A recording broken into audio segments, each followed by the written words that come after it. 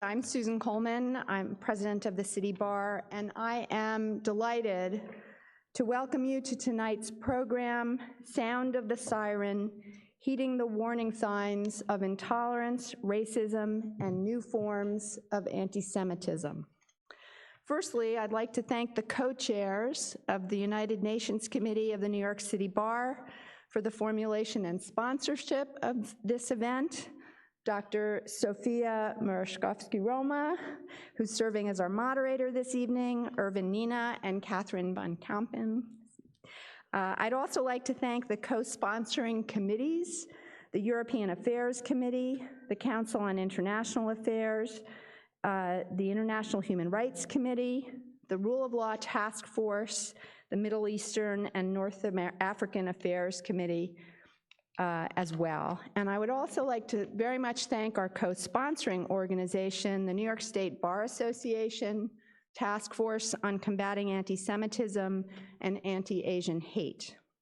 And of course, many thanks to our gracious sponsors tonight, AB Data Limited, Female Advocacy Foundation International, Garden of the Avant-Garde Film and Theatrical Foundation, Huntington Bank, and Littler Mendelsohn LLP, as well as a big thank you to our dedicated staff at the City Bar.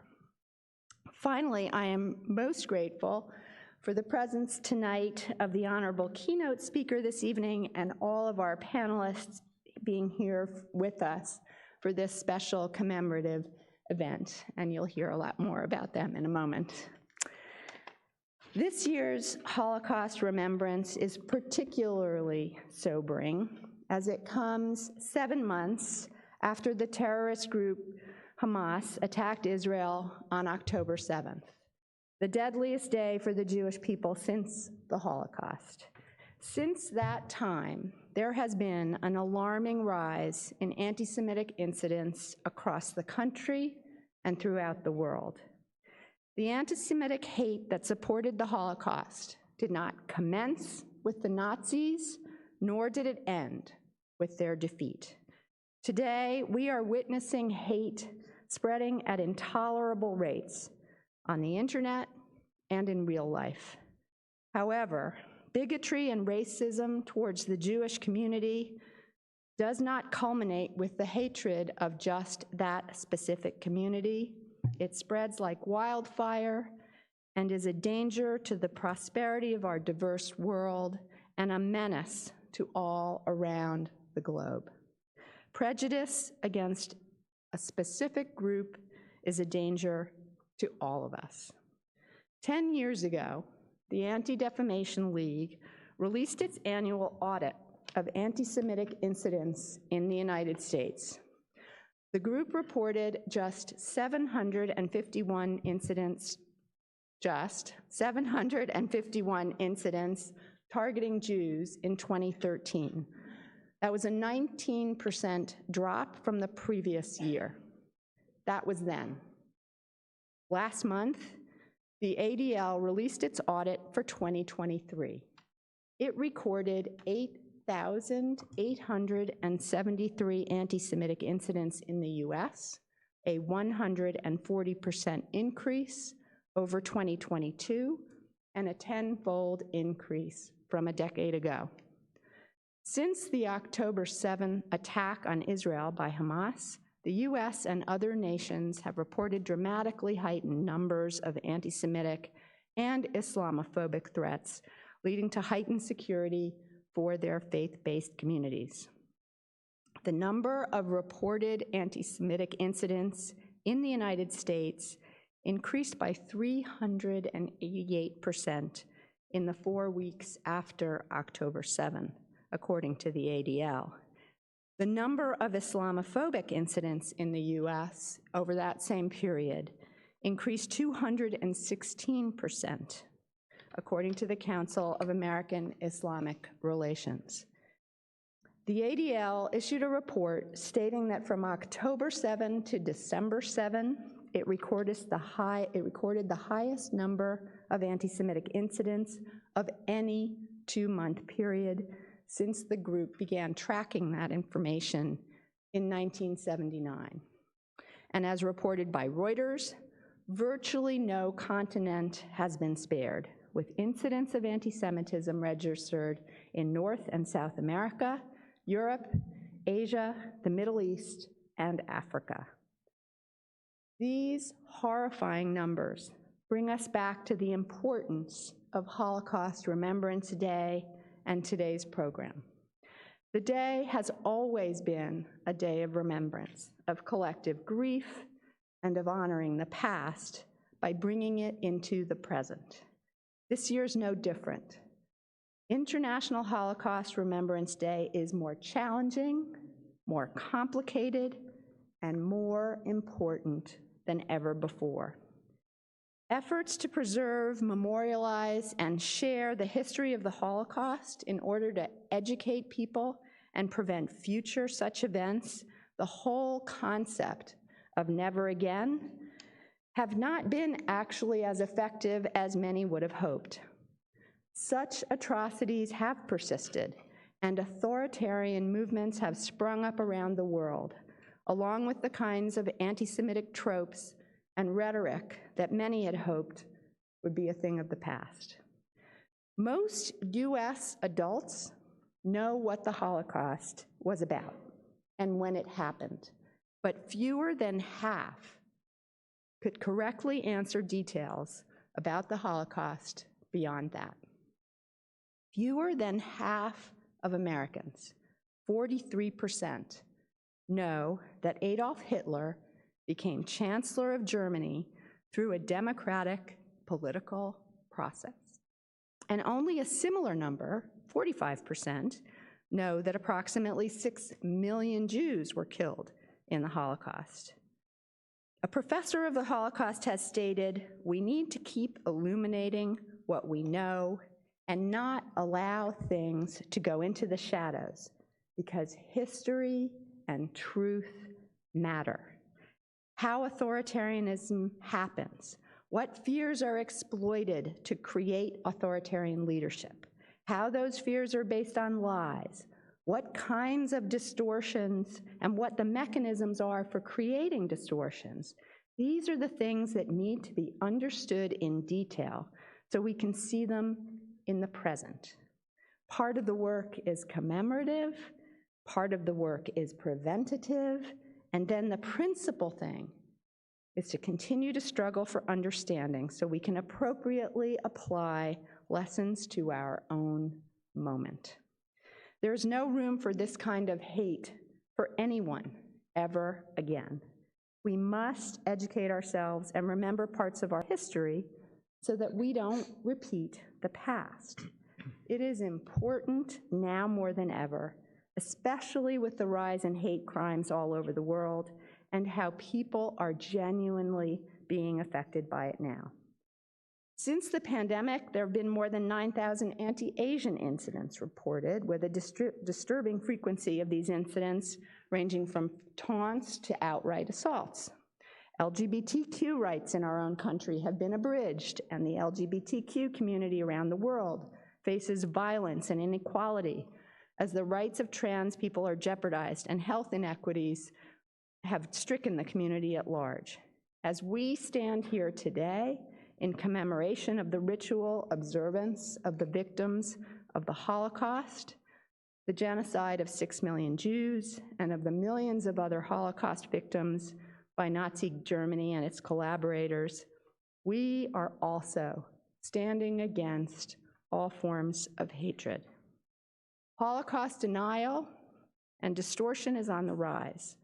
So this Holocaust Remembrance Day includes efforts to combat hatred and anti-Semitism and all forms of intolerance, injustice, and racial and ethnic discrimination.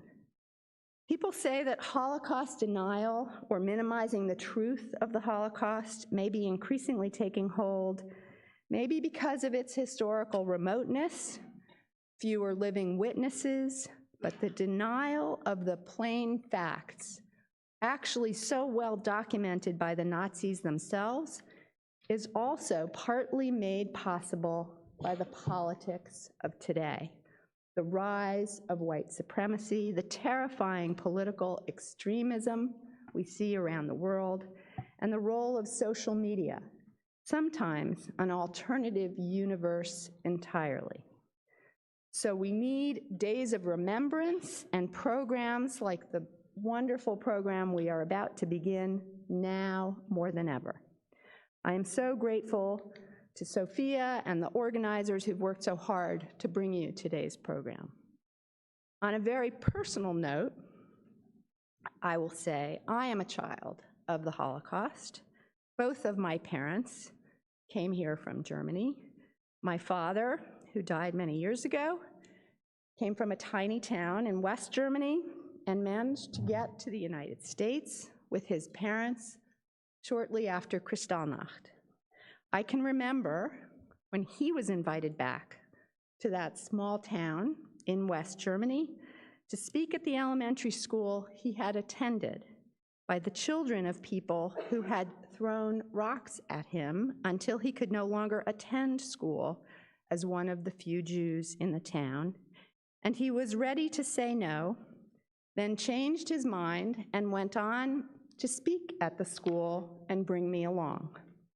A lesson for them about survival and resilience, and for me, about remembrance and never forgetting. I have often wondered if I would have had the strength to go through what my parents experienced. My mother came here from Leipzig, East Germany, sent out first without her parents, and finally meeting up with her parents in Paris, staying there until the day before the Nazis bombed Paris, and making it eventually to Portugal and ultimately on a ship to the United States. I told my mother, who is turning 100 in September, that I would be here this evening for this program. And I asked her what it would be important to convey. And she said, these programs are critical.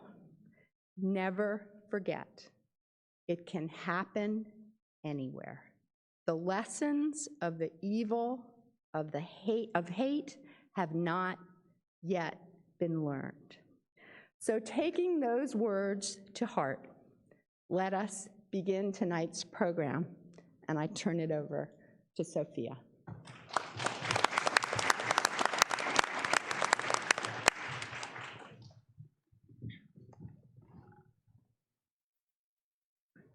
Thank you to Susan Coleman for those words. They touch the heart. Thank you, friends, for being here this evening. I'm just going to briefly state my stake. There is a foundation to life, a cadence to the individual rhythm of the soul, and when it is severed or destroyed or tampered with, without the possibility of meditative mediation, the universe suffers. Imagine, if you will, that this morbid evening, we are all faced with the calamity of the SS. The Third Reich as interlopers, intruding upon our commemorative reflections in this majestic hall of justice, with their arresting visages, with their menacing and disarming perplexed glares at having to ferret out the Jews among us, forcing those attendees and participants of our event who are of the Jewish persuasion to identify as Jewish by branding themselves with the yellow Star of David.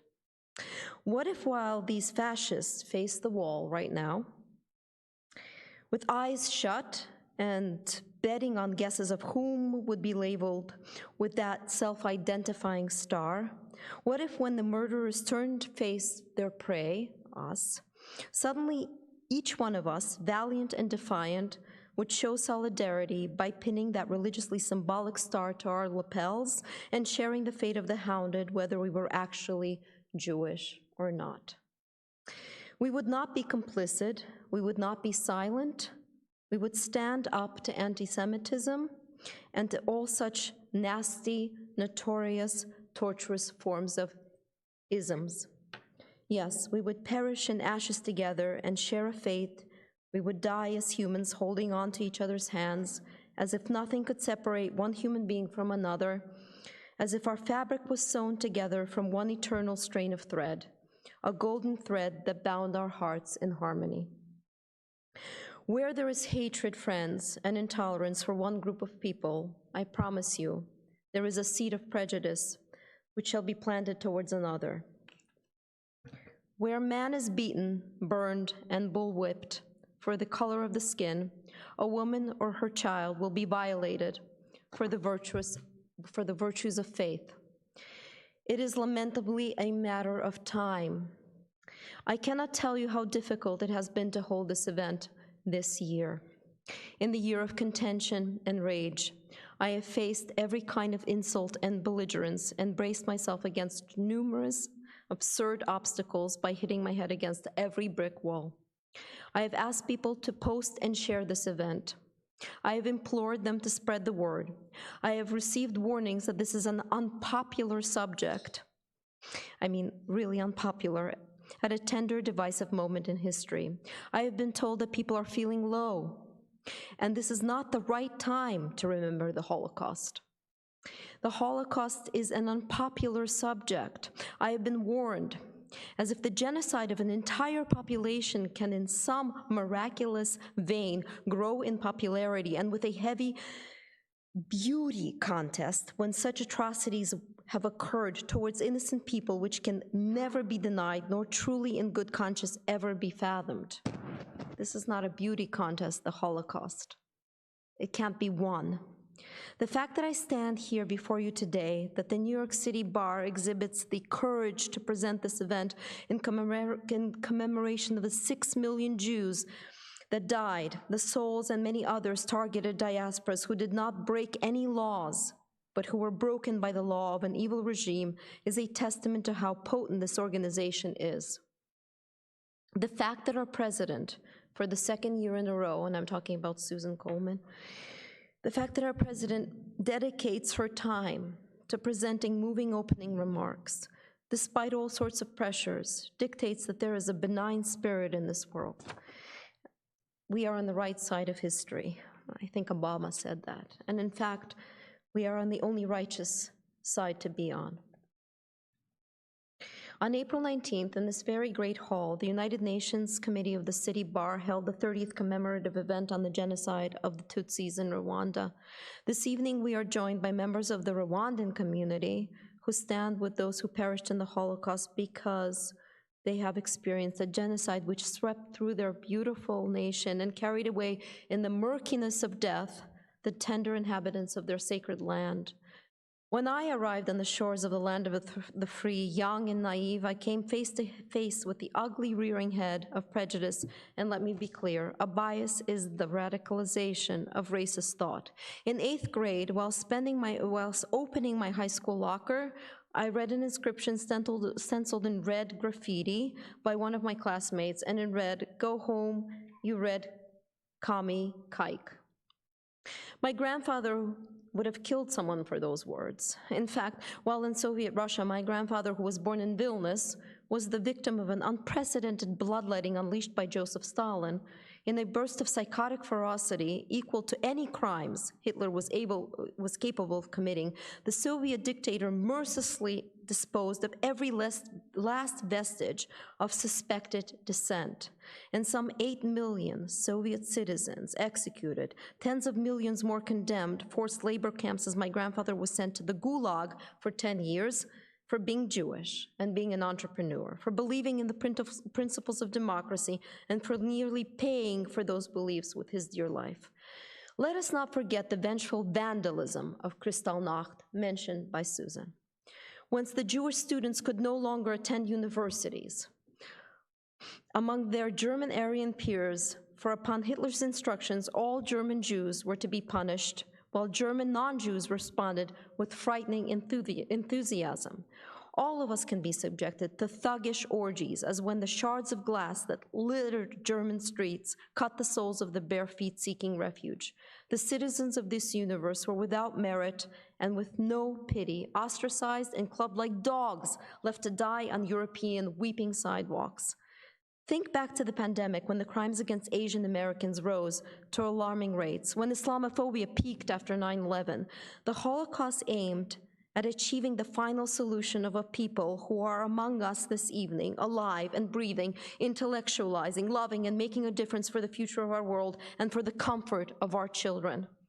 The most ignoble atrocity is committed by the fear of resistance and by the cowardly act of complicity. So please lend your ears this evening to our panelists who are not pedagogues, nor are they demigods, but who have come to educate us about the perils of prejudice, the dangers of denying the Holocaust, and to share the universal narratives of those who have survived the darkest chapters in history. Heed the words of who thoughtfully present this evening so that these afflictions will never again annihilate any population. And the calculated process that eliminated Jews for Germans' economic, social, and political life is that same xenophobic persecution that prohibited those deemed devoid of the prerequisite pedigrees, such as emigres from Mexico, the Irish, the African Americans, and other marginalized communities from entering certain establishments solely reserved for others who were considered somehow worthier and more noble. And hence, the underserved were prevented from partaking in those activities that were a white man's privilege. Intolerance is a global pestilence, and it must be eradicated from our psyche to achieve that coveted freedom for all.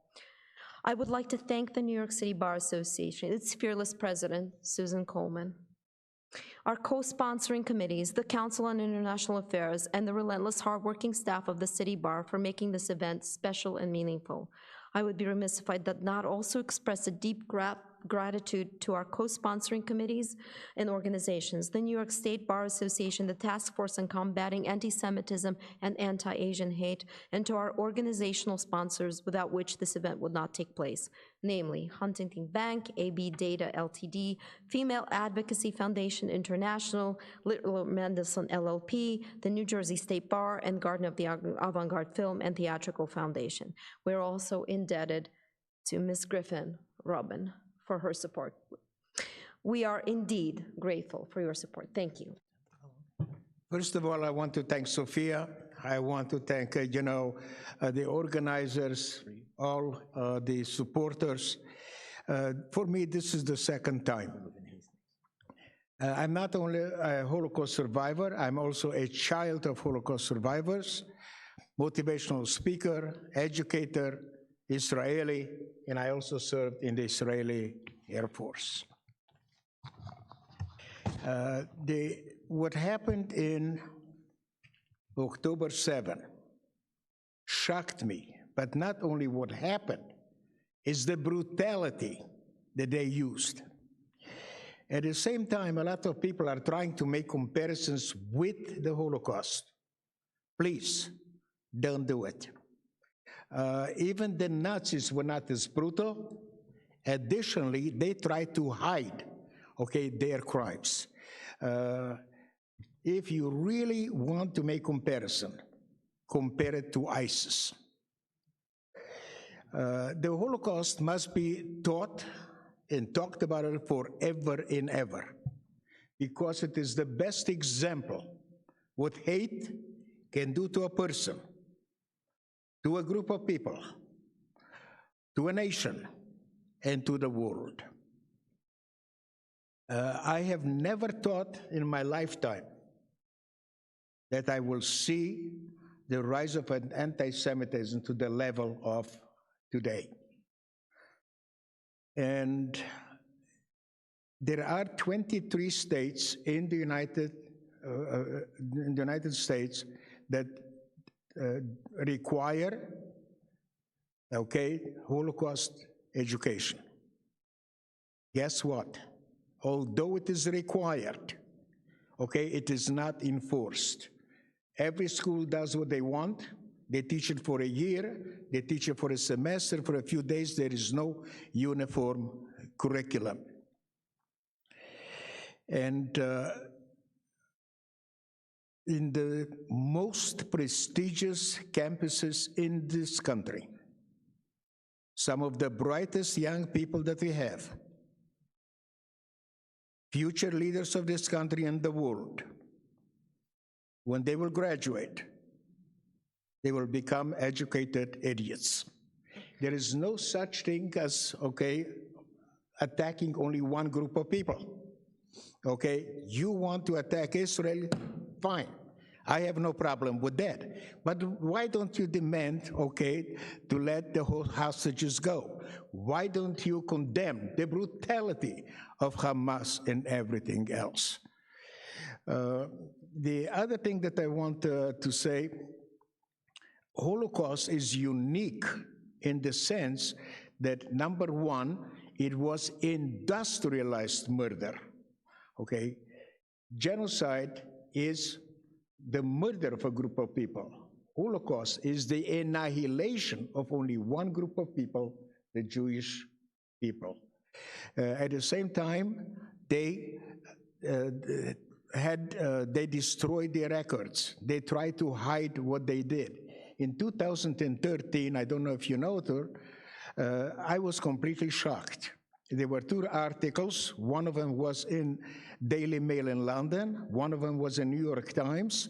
The Nazis and their collaborators had 42,500 different type of camps. Okay, in the meantime, we have discovered additional mass grave. It has risen to over 44,000, but only 6 were actually dead camps. That the only mission was to murder around the clock. When my parents and I were deported in 1941, it was not by the Germans, it was by the Romanians. My mother and I were born in Chernovitz. That was an area, okay, part of the Austro-Hungarian Empire, in an area called Bukovina, which was given to Romania.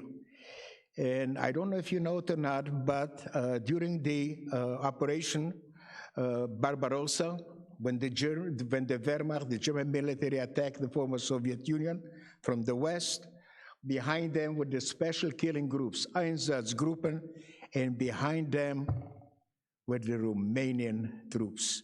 And they annexed an area in Ukraine called Transnistria, and that's where we were deported to a labor camp named Mogilev-Podolsk.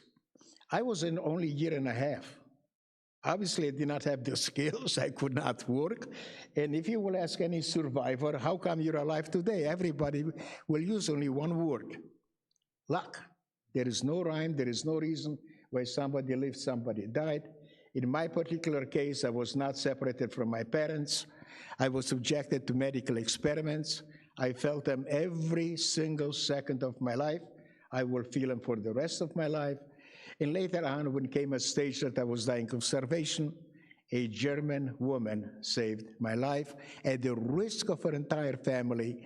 When she saw the physical signs that I'm dying of starvation, decided to give me milk. Okay. Interestingly enough, the reason that I still feel it in, okay, the effects of the medical experiments, but you will not see it on my face, you will see me smiling and everything else, is because I suffered from head, neck, shoulders, and back. Today, because of my age, I have some additional, benefits. Interestingly enough, the reason they could not find a cure, because it's not localized. I never know where it starts. I don't know how long it will be there, where it will go. Okay, and I don't know the intensity of the pain. It can be very mild, 2 and 3, and many times it's excruciating, okay, 8 or 9. Now, being so young, obviously I have no memories of that period of time. So for me, it's a blessing in disguise because I don't have to relive those horror stories every single day like the older generation.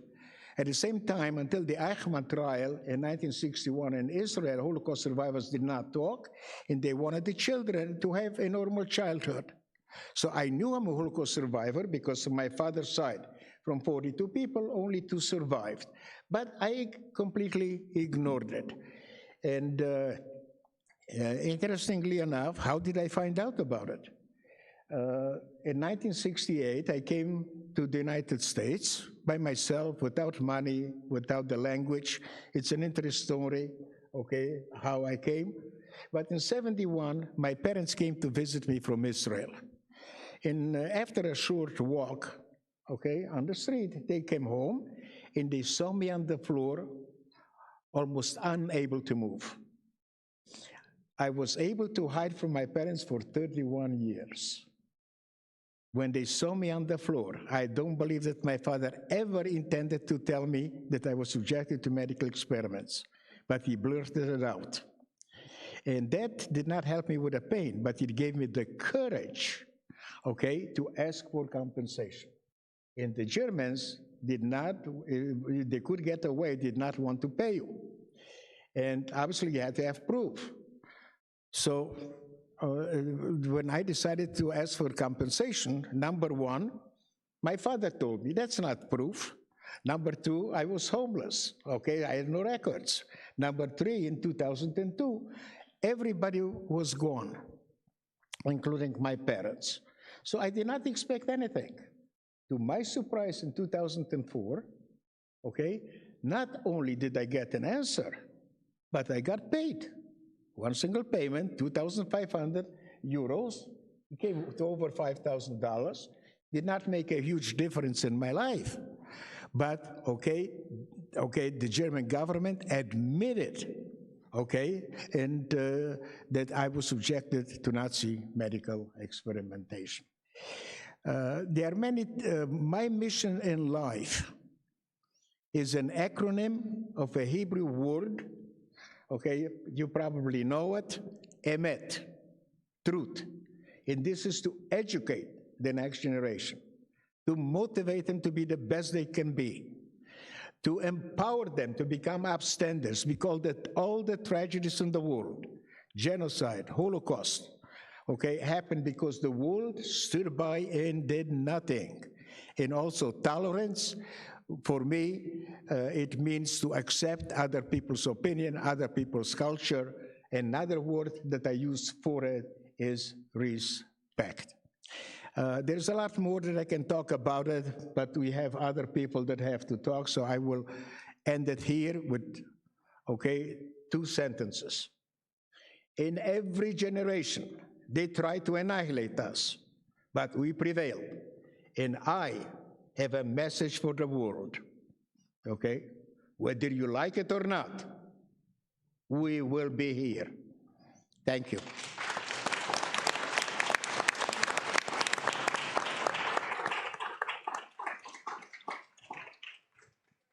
Thank you, Sammy. And I just wanted to say that today is May 9th, and it is the day of victory. In many countries, the day of victory over fascism, the victory in 1945 over the Germans. And I would like to invite right now my dear friend, the Holocaust survivor, Asha Schindelman, and Oi might be the right word. And I think this will conclude our evening, and thank you for staying, and I hope that you will listen, because Asha has... Isa says she made it short, but, you know, I'd give her a lifetime to speak. Thank you. Thank you very much. Thank you very much. I will make the story short. It's very late. Everybody is tired. And I will tell some moments you. A little bit about me, very short. I was born in Lithuania. Lithuania was a small country at the Baltic Sea in Europe. We had a good life before the war. There were a lot of Jewish people in Lithuania. We had Hebrew schools. We had Hebrew books, magazines, newspapers, everything. I attended the Hebrew elementary school where we spoke only Hebrew. Everything was in Hebrew, like in Israel now. But the communists occupied Lithuania in 1940, and they immediately closed our Hebrew schools. They took out of the libraries and from the magazines all the Jewish and not Jewish Hebrew books. They were not allowed to speak in Hebrew. If you spoke Hebrew, you are going to Siberia, okay? And the worst was next year. Next year, in 1941, the war began. Lithuania had a common border with Germany, okay? The Russians ran away. They were not prepared for the war, okay? They ran away. And the Germans, the same day when the war began, they were in our city. The Lithuanians were very happy to have the Germans.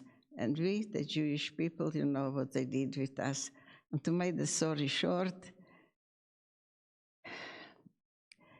we were forbidden to do a lot of things. For example, we couldn't go and buy food, and the Lithuanians were not allowed to sell us food.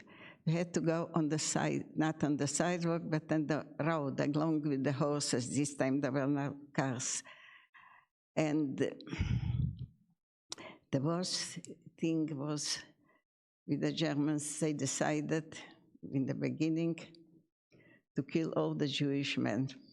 All the Jewish men. In the night, the Lithuanians helped him because the Lithuanians, they knew where is a Jewish home, where is a Jewish apartment, where is the Lithuanian. And they came and they took away almost all the Jewish men to the jail, and after they shot them, and we never saw them again. And after this, they decided to put us to a ghetto.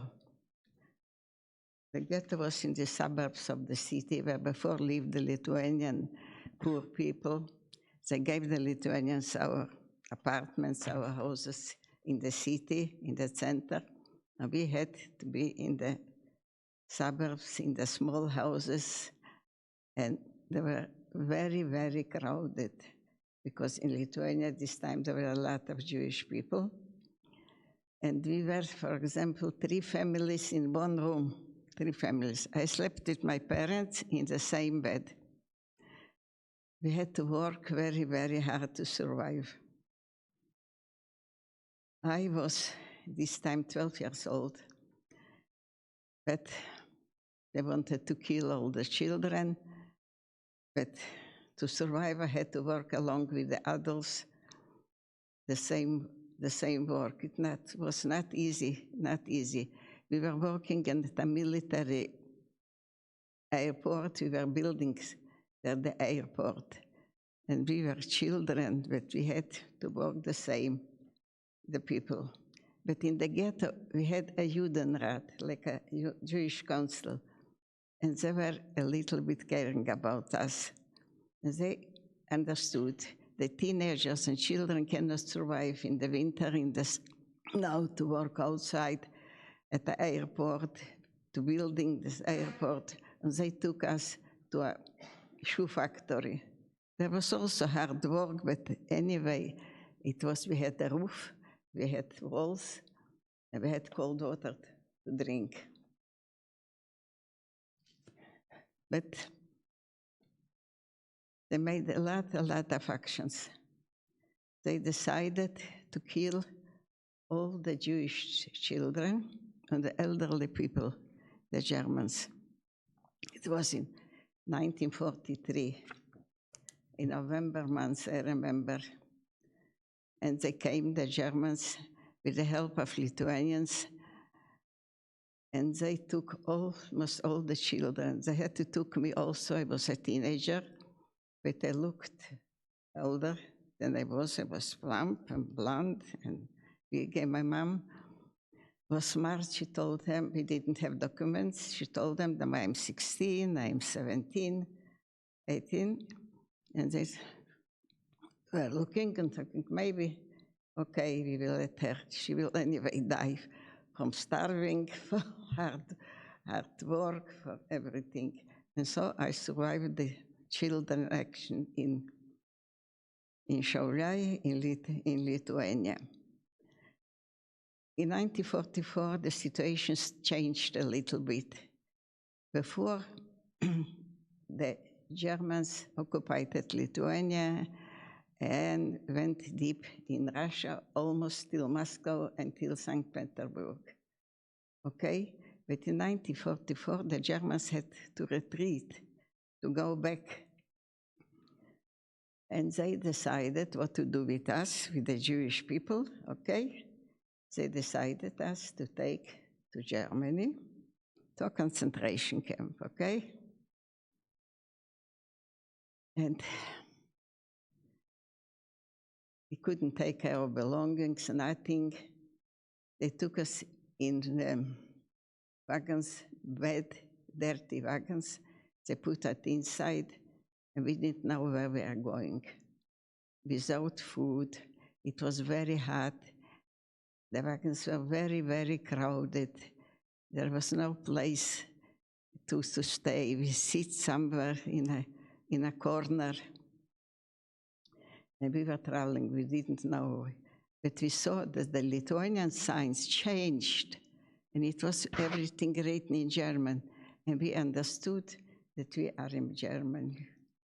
And after 4 or 5 days of traveling, almost without food, without water, nothing, we came to some place, and the Germans, SS, they were there waiting for us, okay? And they were with such terrible dogs, the German shepherds. And they were crying, heraus, heraus, verfluchte Judenbande. It means, I don't know how to translate this, but this is Judenbande, it's Jewish, like people, not people. And we didn't know where we are, what we are, but we saw around is a forest. And after a while, we saw a big sign. There was written, Stutthof Waldlager. What this means, Stutthof is the name from the place, and Waldlager is a forest camp, okay? And there were a forest around, we couldn't understand why they took us to kill us in the forest in Germany, because we had in Lithuania a lot of forests where our brothers and sisters were lying, were killed. Why they have to take us? But then they took us deep in the forest, and we saw a big sign, Stutthof Waldlager. Stutthof, like a forest camp, I told you. Okay. And they put us in the camp, and we saw a lot of barracks. Everything was surrounded with a wire fence, was electrical. If you touch it, you were dead, this high voltage. You will, the same minute you will pass away, you will die. And they took us inside, and we were sitting the whole night. It was July month, it was not so cold, but anyway, the nights in Europe were very cold. We were sitting without nothing on the ground, on the earth, till the morning. In the morning, there was the Germans came, and there was a big selection. Men in one side, women in the other side, elderly people again in the side, and children, no children, they were not children anymore, but teenagers. But I looked, there was this time I was 14 years old, but I looked older, and they looked at me, okay, she will anyway die from hunger, from starving, from slave labor. Okay, we will let her be alive still. I was with my mother was a young lady this time, 40 years old. My father was separated from us and taken deep in Germany to a terrible concentration camp near Munich, a very famous big concentration camp. He survived the camp also. It was also a miracle. He was liberated by the American army, but I will tell you what it was. In the concentration camp, it was a hell for us. We lived, if there was a life, in small tents, nothing in the tent. No a pillow, nothing, no no something to wash, no something, water to drink. In the winter, we have the snow like water, in the summer, from the puddles. People died a lot from sickness, from typhus, from everything. But we were digging trenches for the German airplanes and tanks. You know how big the trenches had to be? And the air was frozen with picks and with shovels. We were digging the trenches early in the morning till late in the evening, almost without food, without water, without nothing.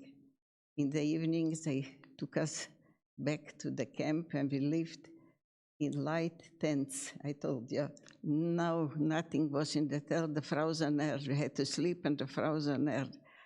They took away in the concentration camps our clothing. They gave us something. I'm sorry to tell you, no underwear, no socks, no scarf, no gloves, nothing. And it was winter. The winter is very cold in Germany, it's Europe. And everything was frozen. I had till today scars on my legs, and my hands are also frozen. They gave white. It's 80 years, and I still have the scars, but thank God I have at least my legs. So we were working very, very hard. I told you, when the front line changed, the Germans had to retreat, go back to Germany, and the Russians came. They didn't know what to do with us. They could shut us, but the crematoriums were destroyed because Himmler, he asked to destroy everything, not to leave evidence for the Russians. They will see what they did with normal people, okay? There were not crematoriums where get rid of us, yeah. There were nothing. And so I will make it the story short. If I will tell you everything, I will tell you one thing. The famous filmmaker, you know, Steven Spielberg, everyone knows him. He came to his people came to me. He wrote me a letter, and they took an interview with me. The interview was 3.5 hours, I'm sorry. 3.5, so, and then I told everything. He has a library, okay? Steven Spielberg in the library in Los Angeles is my tape.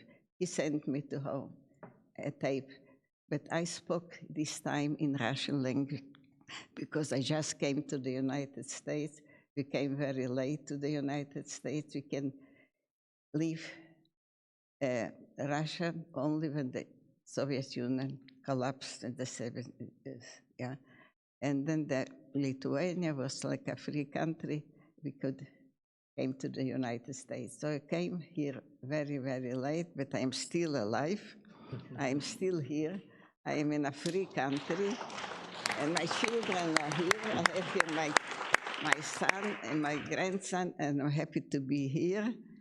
I'm old, I'm very old. I don't know how long I will be here, but thank you, everybody. And if we would have more time, I would tell you everything, what it was. It was terrible, terrible, terrible. And only 4% from the Jewish population in Lithuania survived the Holocaust. I am among the 4%, and I was very young. I was there with the Germans from 12 years till 16 years. Thank you. And I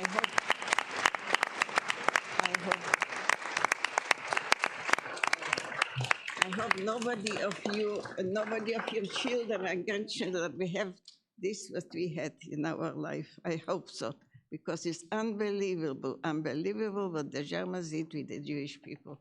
Thank you so much, and be healthy. Thank you.